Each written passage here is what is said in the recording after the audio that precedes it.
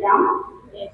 नाशिकहून आले त्यांनी तेव्हा आम्हाला आमच्या भावाने प्रेरित केलं. त्यांनी नुकतंच आता अमरावतीला शिबिर चालू होतं आणि त्रास आहे शुगरचा, बीपीचा, रक्तपाताची गोळी. इथं आल्यावर त्याने सांगितलं की गोळ्या बंद केल्या तर लगेच आपला आजार जातो. मग तो प्रत्यक्ष अनुभव आम्ही खायला घेतला. आल्यावर मनाने असं ठरवलं की बाबा गोळ्या नाही घ्यायच्या.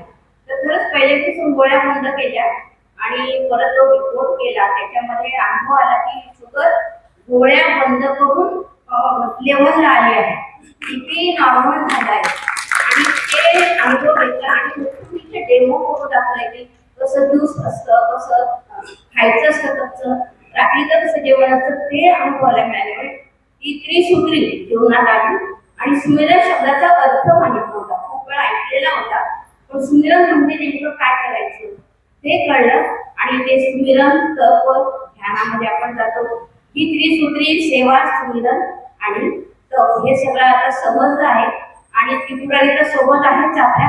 आणि म्हणून ते आता असा विचार आला आहे की आपल्या कुटुंबातील प्रत्येक व्यक्तीने हे शिबिर जॉईन करावं.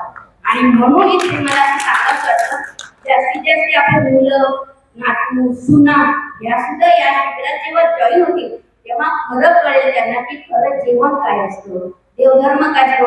अध्यात्म आणि विज्ञानाची योग्य सावड इथे दिसून आली. खूप सगळा सुंदर आनंद मिळाला.